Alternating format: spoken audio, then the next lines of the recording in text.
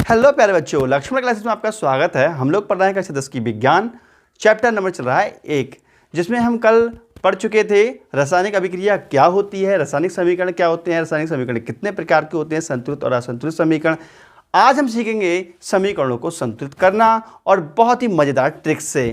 ठीक है, तो देखते हैं समीकरणों को हम संतुलित कैसे करते हैं। तो बेटा हेडिंग लगा दीजिए, फटाफट हेडिंग डाल लो, रासायनिक समीकरणों को संतुलित करना। तो बेटा रासायनिक समीकरण को संतुलित करने के लिए हमें कुछ चीज़ें पता होनी चाहिए। एक ट्रिक्स में जो ट्रिक्स हम बताने जा रहे हैं उसमें कुछ चीज़ें पता होनी चाहिए, जैसे कि मेटल क्या होते हैं और नॉन मेटल क्या होते हैं। ठीक है, तो रियलिटी में मेटल क्या होते हैं, नॉन मेटल क्या होता है, ये हम पढ़ाएंगे आपको अगले चैप्टर में, क्योंकि चैप्टर का नाम है धातु अधातु, अगला चैप्टर। लेकिन यहाँ सिर्फ काम चलाने के लिए इतना सीख लो, जो मेन धातु हैं उनके नाम सीख लो, कौन कौन सी धातुएं होती हैं। और हमारी जो केमिस्ट्री में जितनी भी रिएक्शन है कि 10th क्लास केमिस्ट्री में, सभी संतुलित कर सकते हैं हम इतने की हेल्प से। ठीक है, तो बेटा जो मेटल होती है, मेटल मतलब धातु, जिंक है, कॉपर है, ठीक है, चांदी है, एयू गोल्ड है, सोडियम है, मैग्नीशियम, एल्युमिनियम, ये सब क्या है, धातु हैं। ठीक है, अधातु कौन सी होती है बेटा, क्लोरीन है, सल्फर है, नाइट्रोजन है, कार्बन है, ब्रोमीन है। ठीक है, ये सब क्या है बेटा, ये है अधातु। ठीक है, तो सबसे पहले कोई भी रासायनिक समीकरण होगी, हम उसमें मेटल देखेंगे, मेटल कहाँ पे है। उसके बाद हम नॉन मेटल देखेंगे, नॉन मेटल कहाँ पे है। उसके बाद हम ऑक्सीजन को संतुलित करेंगे, उसके बाद हाइड्रोजन को संतुलित करेंगे। और जब हम ये संतुलित करेंगे, जब भी कोई गड़बड़ी करेंगे, दोबारा ये रूल अप्लाई दोबारा कर देंगे। शायद अभी मैं समझा रहा हूँ वो चीज़ समझ में नहीं आती हो, लेकिन जब मैं एग्जाम्पल दूंगा, इसके 2-4 एग्जाम्पल, तब बिल्कुल क्लियर हो जाएगा और बिल्कुल सेकेंडों में फिर समीकरण को संतुलित करना सीखेंगे हम। ठीक है, तो मैं जरा एक आध समीकरण संतुलित करके दिखाता हूँ। जैसे बेटा देखो C+O2, एरो क्या होता है, CO2। तो देखो यार संतुलित है या नहीं है। देखो बेटा यहाँ पे कार्बन कितना है, 1, यहाँ पे कार्बन कितना है, 1। ठीक, यहाँ पे ऑक्सीजन कितना है, यहाँ पे CO कर दो, कार्बन मोनोऑक्साइड कर देते हैं। C+O2 बेटा क्या हो जाएगा, कार्बन मोनोऑक्साइड CO। ठीक है, तो यहाँ पर देखो ऑक्सीजन कितने हैं, 2, यहाँ ऑक्सीजन कितना है, 1। तो ऑक्सीजन अलग अलग है, अर्थात ये संतुलित रिएक्शन नहीं है। इसको हमें संतुलित करना है। संतुलित करने के लिए हम ये वाला रूल लगाते हैं। ठीक है, बस जल्दी कर दोगे आप, लेकिन इस रूल के अकॉर्डिंग मैं कह रहा हूँ। रूल क्या है कि पहले आप मेटल ढूंढो। इसमें क्या काम करो बेटा, पहले मेटल ढूंढो, मेटल मिल जाए तो संतुलित कर लो। और ठीक है, उसके बाद अधातु ढूंढो, अधातु मिल जाए तो संतुलित कर लो। ठीक है, और जैसे ही कोई गड़बड़ी करो, संतुलित करो, दोबारा रूल अप्लाई कर दो। ठीक है, तो इस प्रकार हम एक एक कर संतुलित करते हैं, और जैसे ही गड़बड़ी करेंगे दोबारा फिर रूल अप्लाई करेंगे। तो बेटा सबसे पहले मेटल ढूंढो, मेटल मेटल मेटल नहीं है, उसका अधातु ढूंढो। बेटा देखो अधातु, देखो कार्बन में ये है, ये कार्बन और ये कार्बन, अधातु मिल गया, इसको संतुलित कर लेते हैं। एक कार्बन एक कार्बन एक कार्बन, कोई बात नहीं है। ठीक है, उसके बाद हम बेटा देखते हैं ऑक्सीजन। ऑक्सीजन देखो, ऑक्सीजन कितने हैं यहाँ पर, ऑक्सीजन 2 है, यहाँ ऑक्सीजन कितना है, ऑक्सीजन यहाँ पर 1 है। तो 2 करने के लिए क्या काम करें, यहाँ पे 2 से कर दें गुणा। समझ में आ रही बात। मैंने कहा जैसे ही कोई भी गड़बड़ करेंगे, हम अपना पूरा रूल दोबारा अप्लाई कर देंगे। तो हमने यहाँ 2 लिखा, अर्थात गड़बड़ी की हमने यहाँ पे, तो दोबारा रूल अप्लाई कर दो। फिर से हम क्या रूल देखें, मेटल देखें, बेटा मेटल है नहीं है। उसके बाद अधातु में देखें, अधातु कार्बन और कार्बन है, और कार्बन को क्या काम करो, कार्बन कर लो संतुलित। यहाँ कार्बन कितने हो गए, 2, तो यहाँ पे 2 से गुणा करो, ये कार्बन हो गया 2। समझ में आ गया। उसके बाद बेटा ऑक्सीजन चेक करते हैं, ऑक्सीजन हो गया 2, और यहाँ पे भी ऑक्सीजन कितने हो गए, ऑक्सीजन हो गया 2। इस प्रकार हमारी समीकरण ये संतुलित हो गई। ठीक है, और एग्जाम्पल देखते हैं जरा, इसको मिटा लूँ मैं। देखो बेटा मैंने ये समीकरण लिखी है। ठीक है, जो समीकरण मैंने लिखी है इसको हमें संतुलित करना है। तो देखो हम कैसे करेंगे इस रूल के अकॉर्डिंग। ठीक है, सबसे पहले हम देखते हैं मेटल, इसमें का मेटल इसमें कोई मैच कर रहा है, तो सबसे पहले मेटल ढूंढ लो। तो बेटा Mg है देखो, और Mg यहाँ पे ये मैच कर रहा है, Mg ये देखो, और ये देखो Mg को संतुलित करो सबसे पहले। ठीक है, Mg कितनी है यहाँ पर, 3 Mg है, यहाँ Mg कितनी है, यहाँ पे 1 है, तो यहाँ पे 3 से गुणा कर दो। समझ में आया बात। सबसे पहले हम मेटल ढूंढते हैं, इसमें से चेक कर लो, इसमें चेक कर लो, मेटल है मेटल है, मेटल को संतुलित कर लो। मेटल यहाँ पे Mg 3 है, तो यहाँ पे 3 से गुणा कर लो। समझ में आ रही बात। उसके बाद अधातु ढूंढते हैं इसमें। तो बेटा अधातु देखो यहाँ पे नाइट्रोजन है, देखो यहाँ नाइट्रोजन अधातु मैच कर रहा है, 2 नाइट्रोजन है, और यहाँ पर देखो यहाँ पे कितने नाइट्रोजन है, यहाँ पे 1 नाइट्रोजन है, तो यहाँ 2 से गुणा कर दो, 2 नाइट्रोजन होगा। समझ में आ गई बात। तो इस प्रकार हमने नाइट्रोजन बराबर कर लिए। ठीक है, और जैसे ही हम कुछ गड़बड़ी करते हैं, दोबारा रूल अप्लाई दोबारा से करते हैं। तो फिर से दोबारा अप्लाई करो। सबसे पहले मेटल ढूंढो बेटा, तो मेटल ढूंढते हैं। मेटल यहाँ पे Mg3 है, और यहाँ पे Mg3 है, क्लियर। उसका अधातु देखो, अधातु यहाँ पे 2 है, नाइट्रोजन, और यहाँ पे भी 2 है। उसका क्या काम करते हैं, उसका ऑक्सीजन चेक करते हैं बेटा। ठीक है, तो ऑक्सीजन दो कितनी है यहाँ पे, ऑक्सीजन यहाँ पर जो है एक ऑक्सीजन है, कितनी है यहाँ पे एक ऑक्सीजन, यहाँ पे ऑक्सीजन देखो कितनी है बेटा, देखो इसकी यहाँ गुणा करो पहले, कितने होगा 2 ऑक्सीजन और 2 की इधर, मतलब यहाँ से इधर कर दो, चाहे ऐसे कर दो, देखो 2 3 6, 2 3 6 और 6 गुणा अंदर, तो 6 ऑक्सीजन ही हो गए, कितने हो गए 6 ऑक्सीजन। तो 6 ऑक्सीजन करने के लिए क्या करना पड़ेगा, यहाँ पे 6 से गुणा करनी पड़ेगी, समझ में आ गया। अब 6 ऑक्सीजन यहाँ हो गए संतुलित। आपको बताया जैसे ही हम संतुलित करेंगे, जैसे ही गड़बड़ी करेंगे दोबारा फिर से रूल अप्लाई करेंगे। तो दोबारा रूल अप्लाई करो। हम चेक करें मेटल Mg3 है, तो यहाँ पे देखो Mg3 है, समझ में आ गया। उसके बाद धातु बेटा 2 हैं, देखो अधातु 2 है यहाँ पर, और यहाँ पे देखो अधातु 2 हैं, क्लियर। उसके बाद बेटा ऑक्सीजन चेक करते हैं। ऑक्सीजन यहाँ पे 6 हैं और यहाँ पे 3 दूनी 6, यहाँ 6 ऑक्सीजन है, ऐसे कर लो 2 ऑक्सीजन ये हो गए, 2 ऑक्सीजन और 2 3 6 ऑक्सीजन हो गए। अब हम चेक करते हैं हाइड्रोजन के लिए। हाइड्रोजन कितने हैं, यहाँ पे 12 हाइड्रोजन है, तो यहाँ पे हाइड्रोजन कितने हैं, 3 दूनी 6 हाइड्रोजन ये हो गए और 3 दूनी 6 हाइड्रोजन ये हो गए, मतलब 12 हाइड्रोजन इधर हैं और 12 हाइड्रोजन इधर है, ठीक है। तो ये हमारी समीकरण क्या हो गई, संतुलित हो गई। समझ में आ गया। तो आप कॉपी में कैसे नोट करेंगे, पहले आप इसको क्या काम करेंगे, पहले आप इसको ब्लैक पेन से लिखेंगे ऐसे करके, Mg3N2 + H2O एरो MgOH का होल ट्वाइस प्लस NH3, ठीक है, ऐसे लिखेंगे, ठीक। उसके बाद आप क्या काम करेंगे, फिर इसके नीचे नीले पेन से लिखेंगे, ये दोबारा रिएक्शन नीले पेन से लिख करके फिर आप जो है नीले पेन से लिख करके फिर आप इस प्रकार संतुलित करके आंसर इसका लिख देंगे। समझ में आ रही है बात। चलो एक रिएक्शन और लेते हैं एग्जाम्पल में, इसको मिटा देते हैं। देखो बेटा एक रिएक्शन और लेते हैं एग्जाम्पल पे, CuONH3 arrow Cu + N2 + H2, इसको संतुलित करते हैं हम उसी अपने ट्रिक से, ठीक है। तो सबसे पहले हम मेटल ढूंढते हैं। मेटल बेटा कॉपर है, यहाँ पर देखो कॉपर इधर भी मैच हो रहा है, कॉपर यहाँ पर है और यहाँ पे कॉपर है, तो यहाँ पे 1 और 1 है, हमारी समीकरण सही है यहाँ तक, ठीक है। उसके बाद हम अधातु देखते हैं बेटा। अधातु देखो यहाँ पे नाइट्रोजन 1 है, यहाँ नाइट्रोजन 2 है, तो यहाँ 2 से कर दो मल्टीप्लाई, समझ में आ रहा है। अब नाइट्रोजन यहाँ पे सही हो गया। अब हमने कहा जैसे ही हम कोई मल्टीप्लाई करते हैं, गड़बड़ी करते हैं, हम दोबारा री अप्लाई कर देते हैं रूल। तो री अप्लाई करो बेटा, मेटल ढूंढो, मेटल 1 है, मेटल 1 है, अधातु 2 है, अधातु 2 हैं। उसके बाद हम क्या काम करते हैं, उसका हम देखते हैं ऑक्सीजन फिर हाइड्रोजन। ऑक्सीजन देखो बेटा, ऑक्सीजन यहाँ पे कितने हैं, 1 ऑक्सीजन है और यहाँ पे ऑक्सीजन कितना है, 1 ऑक्सीजन है, समझ में आ रहा है। हाइड्रोजन देखो यहाँ पे कितने हाइड्रोजन है, 6, यहाँ पे कितने हाइड्रोजन, देखो 2 और 3 गुणा करो, 2 3 6 हाइड्रोजन, बट यहाँ पर हाइड्रोजन कितने हैं, यहाँ पे 2 हैं बेटा, समझ में आ रही है बात। तो यहाँ पे 3 से गुणा कर दें तो अब कितने हो गए, 6 हाइड्रोजन हो गए। हमने कहा जैसे कोई गड़बड़ी करें, गुणा करें, तुरंत दोबारा पूरा रूल री अप्लाई कर देते हैं। तो री अप्लाई करो बेटा, मेटल 1 है, मेटल 1 है, ठीक है। यहाँ पे अधातु 2 हैं, अधातु 2 हैं। उसके बाद ऑक्सीजन देखो, ऑक्सीजन 1 है और यहाँ पे ऑक्सीजन कितनी है, ऑक्सीजन यहाँ पर 3 है, कितने ऑक्सीजन, यहाँ पे 3 ऑक्सीजन, तो यहाँ 3 से गुणा करो, समझ में आ गया। अब जैसे गुणा करी फिर से रूल री अप्लाई कर दो।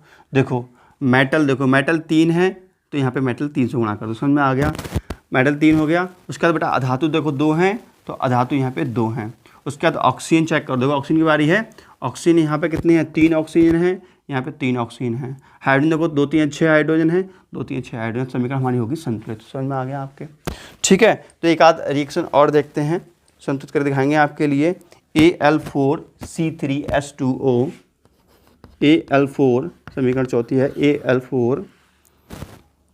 Al4C3 + H2O arrow CH4 plus यहाँ पे क्या है, AlOH का होल थ्राइस।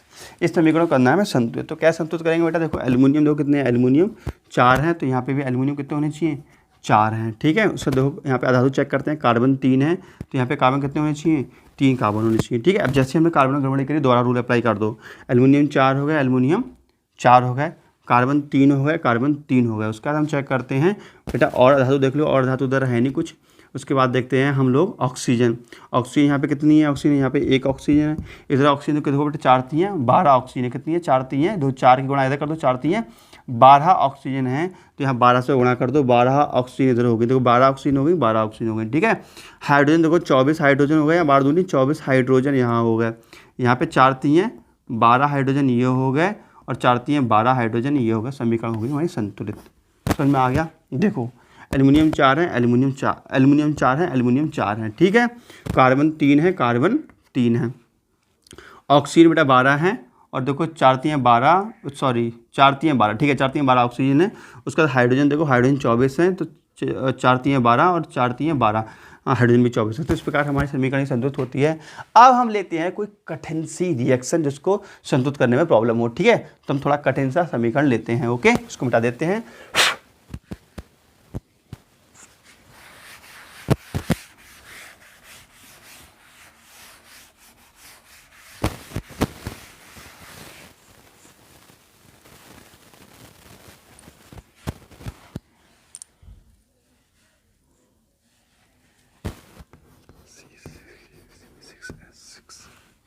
तो बेटा अब लेते हैं थोड़ा कठिन सा रिएक्शन, देखो जरा C6H6 plus O2 arrow CO2 plus H2O, ठीक है। तो ये रिएक्शन बेटा मैं ऐसे मिटा दे रहा हूँ फटाफट बोर्ड पे। आप कहते हो भैया हम कैसे मिटाएं, पेंसिल से करो ना इसको, देखो। और ये 10th क्लास में आते जरूर है एक रिएक्शन सॉल्व करने के लिए, ठीक है। तो सबसे पहले बेटा हमारा रूल क्या है, मेटल चेक करते हैं। तो मेटल इसमें तो है नहीं, इसमें भी नहीं, इसमें भी नहीं। उसके बाद हम नॉन मेटल चेक करते हैं। नॉन मेटल हमारा कार्बन है। कार्बन यहाँ पे कितने, 6 कार्बन है। तो यहाँ पे क्या काम करते हैं बेटा, हम 6 से गुणा करते हैं, 6 कार्बन होगा। समझ में आ रही बात, कितने गुणा करते हैं, 6 से, तो 6 कार्बन हो गया। उसके बाद हमें चेक करना है ऑक्सीजन। तो ऑक्सीजन यहाँ पे कितने हैं, 2 हैं। और यहाँ पे ऑक्सीजन कितने हैं, देखो बेटा 6×2 = 12 ऑक्सीजन यहाँ पे हैं। एक ऑक्सीजन ये होगा, 13 ऑक्सीजन है। कितने ऑक्सीजन है यहाँ पे, 13। और इधर कितने हैं, इधर 2 हैं, इधर 13। समझ में आ रही बात। अब बराबर ऑक्सीजन करने के लिए हमें क्या काम करना पड़ेगा, यहाँ पर हमारे लिए, यहाँ पे हम क्या काम कर दें, यहाँ पे हम लिख दें 13/2। क्या लिख दें, 13/2। समझ में आ गया, 13/2 मतलब यहाँ पे 26/2, यानी कि 13 ऑक्सीजन हो गए। अब नहीं समझ में आ रही बात, फिर 13/2 से गुणा करेंगे तो कितना हो जाएगा, 13×2 = 26, 26/2 यानी कि 13 ऑक्सीजन इधर हो गया, 13 ऑक्सीजन होगा। समीकरण संतुलित हो गई, मतलब ऑक्सीजन संतुलित हो गई, ठीक है। और हमने कहा जैसे गुणा गड़बड़ी करते हैं हम, तो वैसे ही हम दोबारा रीअप्लाई रूल कर देते हैं। तो रूल रीअप्लाई कर दो। मेटल चेक करो, मेटल नहीं है। धातु चेक करो, 6 धातु हो गई इधर, 6 धातु हो गई इधर। समझ में आ गई बात। फिर ऑक्सीजन चेक करो, ऑक्सीजन कितनी हो गई, 13 ऑक्सीजन इधर हो गई और 13 ऑक्सीजन इधर हो गई। देखो 12 और 13 ऑक्सीजन इधर हो गई। फिर आती है हाइड्रोजन की बात। हाइड्रोजन देखो बेटा यहाँ पे 6 हाइड्रोजन है। कितने हैं, 6 हाइड्रोजन है। और यहाँ पे कितने हाइड्रोजन, 2। तो यहाँ 3 से गुणा कर दो। अब कितने हो गए, 6 हाइड्रोजन हो गए। हाइड्रोजन संतुलित हो गए। अब जैसे ही गुणा की है तुरंत हम दोबारा पूरा सभी रूल रिपीट करते हैं, दोबारा सब कुछ अप्लाई करते हैं, ठीक है। तो फिर बेटा देखो दोबारा अप्लाई, देखो नॉन मेटल देखो, मतलब अधातु देखो, मतलब धातु देखो, धातु यहाँ एक भी नहीं है। फिर अधातु देखते हैं, 6 धातु हो गई। यहाँ पर 6 कार्बन हो गए, 6 कार्बन ये है, 6 कार्बन ये है, ठीक है। उसके बाद ऑक्सीजन चेक करते हैं। ऑक्सीजन देखो बेटा यहाँ पे 13 ऑक्सीजन है। और इधर ऑक्सीजन देखो, इधर कितने हैं, यहाँ पे हो गए तुम्हारे 6×2 = 12 और 3 ऑक्सीजन ये हो गए। कितने हो गए, 15 ऑक्सीजन हो गए। अब 15 ऑक्सीजन इधर चाहिए। तो 15 ऑक्सीजन करने के लिए हमें क्या काम करेगा, क्या करना पड़ेगा, जो 13/2 लिखा है यहाँ पे क्या लिखना पड़ेगा बेटा, 15/2। क्या लिखना पड़ेगा, 15/2, क्योंकि 15×2 = 30, 15×2 = 30/2 यानी कि 15 ऑक्सीजन। 15 ऑक्सीजन इधर हो गया बेटा और 15 ऑक्सीजन इधर हो गया। इस प्रकार हमारी समीकरण ये होगी संतुलित। देख लो ध्यान से, देखो 6 कार्बन है, 6 कार्बन है, ठीक है। हाइड्रोजन देखो बेटा 6 हाइड्रोजन है, 6 हाइड्रोजन है। ऑक्सीजन देखो 6×2 = 12 ऑक्सीजन ये है, 3 ऑक्सीजन ये है, कुल मिला के 15 ऑक्सीजन है। तो यहाँ पर देखो 15×2 = 30/2 यानी 15 ऑक्सीजन है, ठीक है। लेकिन समीकरण बट्टे की फॉर्म में ज़्यादा अच्छा ही लगती है। तो हम क्या काम करें, इस पूरी समीकरण में हम 2 से अगर गुणा कर दें तो हमारी समीकरण, मतलब जो बट्टे वाली चीज़ खत्म हो जाएगी। तो नया समीकरण कैसे बन करके आ जाएगा, संतुलित समीकरण देखो 2C6H6 प्लस 15O2, ठीक है। यानी कि ये 2 से 2 कैंसिल हो जाएंगे। उसके बाद हो जाएगा 12CO2 प्लस 3H2O, ठीक है। तो बेटा ये फाइनली हमारी समीकरण संतुलित प्राप्त हमारे लिए हो जाएगी। इस प्रकार हम समीकरणों को संतुलित करते हैं, ठीक है। तो एक क्वेश्चन आता है बेटा, समीकरणों को संतुलित करना क्यों आवश्यक है, समीकरणों को संतुलित करना क्यों आवश्यक है। तो इसका उत्तर होगा द्रव्यमान संरक्षण के नियम को संतुलित, द्रव्यमान संरक्षण के नियम को संतुष्ट करने के लिए समीकरणों को संतुलित करना आवश्यक है। द्रव्यमान संरक्षण का नियम क्या होता है ये भी समझ लीजिए, उसके बाद हम अगली बात करते हैं, ठीक है। फिलहाल समीकरण संतुलित करना मैं आपको सिखा चुका हूँ। द्रव्यमान संरक्षण का नियम और बता दूँ तब इस टॉपिक को खत्म करेंगे, ठीक है, ठीक है। बेटा चाहो तो एक क्वेश्चन बना करके लिख लो, लिखो समीकरण संतुलित करना क्यों आवश्यक है। लिखो समीकरण संतुलित करना क्यों आवश्यक है, ठीक है। ऐसे स्टार बना के लिख देना, स्टार बना के क्वेश्चन लिखना, स्टार बना करके लिखो समीकरण संतुलित करना क्यों आवश्यक है, ठीक है, अब इसका उत्तर लिखो, नीचे लिखो, मैं भी समझाऊंगा अभी, लिखो देखो, द्रव्यमान संरक्षण के नियम को संतुष्ट करने के लिए समीकरण को संतुष्ट करना आवश्यक होता है। ठीक है, अब इस बात को जरा समझ लो अच्छे से। देखो द्रव्यमान संरक्षण का नियम है क्या, जैसे कि बेटा देखो एक रिएक्शन लिखता हूँ C+O2 एरो कार्बन मोनोऑक्साइड, ये है, समझ में आया। अब ये है, इसको संतुलित करना क्यों आवश्यक है। तो पहले तो द्रव्यमान संरक्षण का नियम समझ लो। द्रव्यमान संरक्षण का नियम ये कहता है किसी भी रासायनिक अभिक्रिया में अभिक्रिया होने से पहले, मतलब ये चीज़, किसी भी रासायनिक अभिक्रिया में अभिक्रिया होने से पहले और अभिक्रिया होने के बाद परमाणु की संख्या समान रहती है, या द्रव्यमान की संख्या समान रहती है। अभिक्रिया होने से पहले और अभिक्रिया होने के बाद द्रव्यमान की संख्या समान रहती है, द्रव्यमान समान रहता है। तो यहाँ कार्बन कितना है 1, ऑक्सीजन कितना है यहाँ पर 2, ठीक है, यहाँ कार्बन कितना है 1, ऑक्सीजन कितना है 1। तो यहाँ पे देखो वैसे भी लग रहा है कि इस साइड में द्रव्यमान ज़्यादा है, इस साइड में द्रव्यमान ज़्यादा है, और इस साइड में द्रव्यमान कैसा होगा, कम होगा। तो ये कम और ज़्यादा है तो बराबर करना है, ठीक है। कहने का मतलब ये है बेटा, तुम सीधी भाषा में समझो, मैं दोबारा समझाता हूँ इस नियम को। तुम ऐसा समझ लो, सिंपल भाषा में समझ लो कि द्रव्यमान संरक्षण का नियम क्या होता है। द्रव्यमान संरक्षण के नियम के अकॉर्डिंग किसी भी रासायनिक अभिक्रिया में रासायनिक अभिक्रिया होने से पहले और रासायनिक अभिक्रिया होने के बाद परमाणु की संख्या समान रहती है। समझ में आ गई बात। तो बेटा कार्बन 1 है, यहाँ कार्बन 1 है, यहाँ ऑक्सीजन 2 है, यहाँ पे ऑक्सीजन 1 है, तो ये गड़बड़ी है। लेकिन द्रव्यमान संरक्षण का नियम कहता है किसी भी रासायनिक अभिक्रिया में अभिक्रिया होने से पहले और अभिक्रिया होने के बाद परमाणु की संख्या बराबर होनी चाहिए। ठीक है, तुम चाहो तो नोट करके लिख लो द्रव्यमान संरक्षण का नियम। ठीक है, लिखो, नोट करके लिखो। किसी भी रासायनिक अभिक्रिया में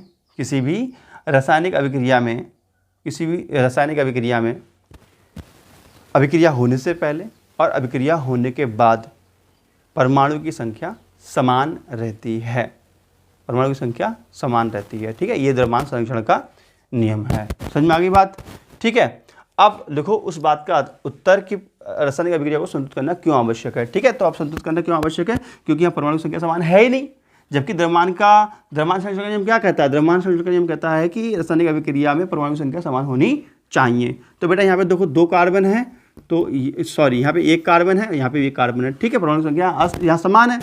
यहाँ 2 ऑक्सीजन है, यहाँ पे कितना ऑक्सीजन है, यहाँ पर 1 ही ऑक्सीजन, तो ऑक्सीजन को बराबर कर लें। ठीक है, अब 2 हो गए, अब यहाँ पे 2 कार्बन कर लो, अभी हो गया संतुलित। अब द्रव्यमान संरक्षण का नियम संतुष्ट हुआ है। द्रव्यमान संरक्षण का नियम कहता है दोनों तरफ परमाणु संख्या बराबर होनी चाहिए। हो गई भाई, द्रव्यमान संरक्षण का नियम संतुष्ट हो गया। समझ में आया। इसका उत्तर ये हो गया, किसी भी रासायनिक अभिक्रिया को संतुलित करना इसलिए आवश्यक है क्योंकि द्रव्यमान संरक्षण के नियम को संतुष्ट करने के लिए। क्लियर, उत्तर लिख लो, द्रव्यमान संरक्षण के नियम को संतुष्ट करने के लिए रासायनिक अभिक्रिया को संतुष्ट करना आवश्यक है। मुझे उम्मीद है आप लोगों को समझ में आ गया होगा। ठीक है बेटा, अब जो नेक्स्ट चीज़ बची है वो आपके नेक्स्ट लेक्चर में बताया जाएगा। अच्छा, एक बात और बता दूं, जो बेटा आपकी रासायनिक समीकरण संतुलित करते हैं तो उसमें कुछ स्टेट लिखी हुई होती हैं, तो वो स्टेट क्या होती है वो आपको बता देता हूँ। ठीक है, एक मिनट, मैं इसको रफ कर देता हूँ, तब तक आप हेडिंग डालो, भौतिक अवस्थाओं के संकेत लिखना। हेडिंग डालो बेटा, भौतिक अवस्थाओं के संकेत लिखना। हेडिंग डालो, भौतिक अवस्थाओं के संकेत लिखना। ठीक है, तो देखो जरा, अगर कोई भी चीज़ ठोस होती है तो उसके लिए हम कौन सा संकेत लिखते हैं, तो उसके लिए हम संकेत लिखते हैं S। समझ में आ रही बात बेटा। अगर कोई भी चीज़ द्रव है तो उसके लिए हम लिखते हैं लिक्विड L। कोई भी चीज़ अगर गैस है तो उसके लिए हम लिखते हैं G। ये संकेत है बेटा। ठीक है, रासायनिक समीकरण में हम ये संकेत यूज करते हैं। और कोई भी चीज़ अगर मान लीजिए जलीय विलयन है, कोई भी जलीय विलयन है, कोई भी जलीय विलयन है, तो उसको हम लिखते हैं बेटा AQ, एक्वास, AQ लिखते हैं। समझ में आ गया।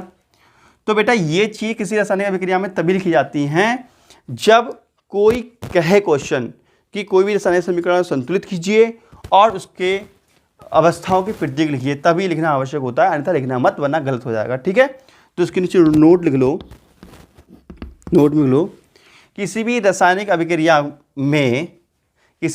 अभिक्रिया में उसकी अवस्था के प्रतीकों को तभी लिखा जाना चाहिए जब प्रश्न में कहा गया हो।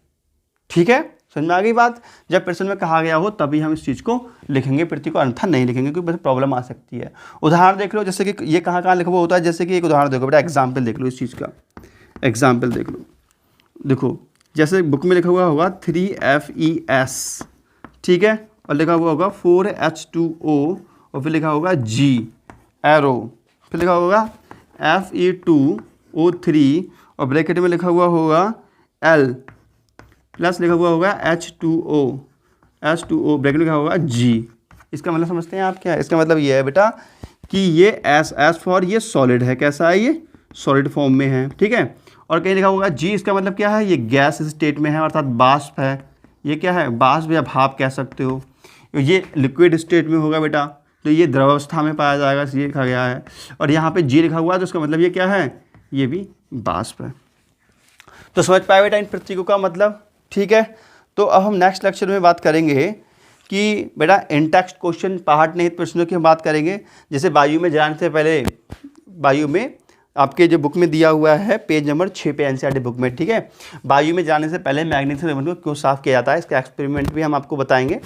और एक्सपेरिमेंट तो मैंने वास्तव में करा दिया है, इसका देख लेना है प्लेलिस्ट में जाकर के, एक्सपेरिमेंट प्लेलिस्ट में एक पड़ा होगा, वहाँ देख लेना मैग्नीशियम रिबन वाला। तो ये वाला क्वेश्चन हम कराएंगे कल को, ठीक है। तो वीडियो अच्छी कर लगी हो तो फटाफट कर दीजिए लाइक, चैनल कर दीजिए सब्सक्राइब, और वीडियो कर दीजिए फटाफट शेयर, ठीक है। मज़ा आया हो तो शेयर करो, कमेंट्स करो, दबा करके बताओ वीडियो कैसी है, कोई प्रॉब्लम हो तो बता दीजिए। जल्दी करो भाई, काहे को प्रॉब्लम आ रही है? हर बात समझ जा रही है तब भी दिक्कत आ रही है। Bye bye.